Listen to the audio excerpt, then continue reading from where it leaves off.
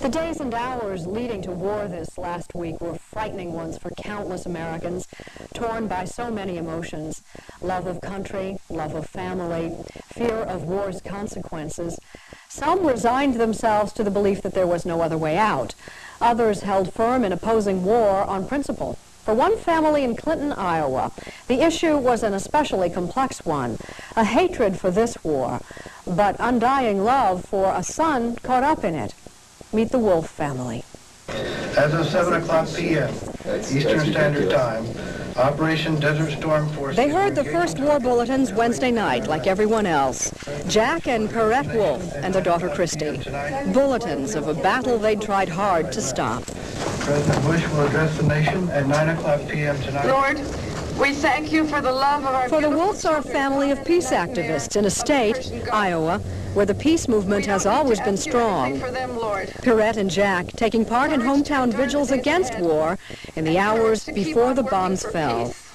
If a war takes place, it is our war. It isn't Bush's war, it's our war. And if it's going to be stopped, it has to be stopped because we're willing to let it be known that we're demanding that it be stopped. After the election, the policy just shifted, and they put in the extra 300,000 more troops. It suddenly became an offensive war in which we would have to launch an offensive against Iraq, and that just changed the situation completely. I think that's a misuse of our military. And to the Wolfes, the military is no abstraction. What an opening. Happy birthday, Mom. Because there, with his tank unit, is 25-year-old Kevin Wolfe, the third of Perrette and Jack's 8 children, a corporal in the 1st Cavalry. Kevin's unit is now in the Saudi desert, squared off against the Iraqis occupying Kuwait. My acquaintance with your son Kevin is entirely that videotape. Is that the essential Kevin? It certainly is. That's the Kevin. He always makes us laugh. His brothers and sisters just enjoy him. My oldest daughter, Mary Lynn, said, well, you know, Kevin will come out okay, because he always has that ability to kind of get in a scrape, and he ends up just smelling like a rose. Kevin enlisted in the Army to help pay for college. His tour of duty was due to be up this spring. His father says Kevin's unit is likely to be in the first wave of a ground attack. Tankers are such open targets. Any kind of heavy anti-tank weapon, they are not expected to survive for an extended period of time. They have to expect to be taken out. Perrette believes her husband finds Kevin's situation more difficult to cope with than she does. I think it's easier for women who sort of feel powerless in society anyway, you know. But I think fathers have sort of this sense that they should have been able to have more of an influence. They should have been able to see to it that this shouldn't happen, and it's really, really upsetting to them. Perrette keeps Kevin close by. She writes him several times a week. Dozens of packages mailed, their contents carefully noted in her computer. Cookies, insect repellent, a Joyce Carol Oates novel. At Christmas, a small tree. And she works for peace. How does he feel about your activities? I asked him if he objected to it, and he said, no, that's fine. In fact, I send him all the stuff that we put out and everything. He said, I pass them around, everybody gets a kick out of it. I don't feel any question that what I'm doing somehow might not be approved of.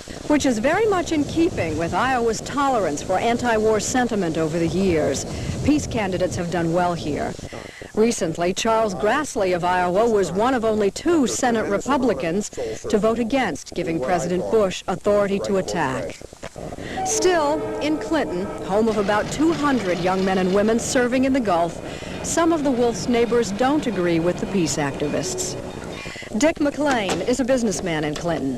The peace demonstrators, as they call themselves, are doing absolutely nothing to help the cause there, and probably are hurting the morale of the 400,000 American troops in the Middle East, the people who are actually fighting. Linda Craig's son Andrew is a soldier in the Gulf. I think everybody wants peace. I'm not a warmonger. I don't want to fight. I don't want my children to fight. But I think that when you are a powerful nation, that you have responsibilities. Many disagree with me. Now, however, the disagreement has always been in a polite, the discussion has always been friendly, and I think they all appreciate the reasons why I feel as I do. I suppose what I'm saying is they recognize, because I have a son over there, I probably feel more deeply about it, and that probably colors my view, and that's true. You tell us that we're not supporting the troops in Saudi Arabia, but we're supporting our brother, and the way we're supporting him is trying to send a message to say, bring him home.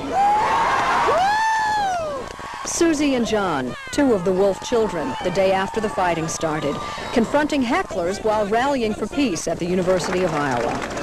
I want to thank all of you for helping me to bring him home, and to bring him home as close as the way he was when he went over there, the brother that we love.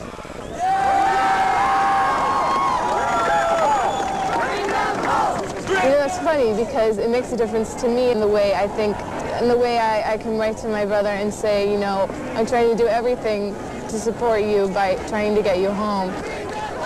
Shortly after he entered the Army, he took out that $100,000 serviceman's insurance policy and named me as the beneficiary, and told me that if he dies, I should buy a 1967 Corvette, because that's what he'd do if he died, and then I should take it and drive all over the country to high schools trying to convince young people not to enter the Army.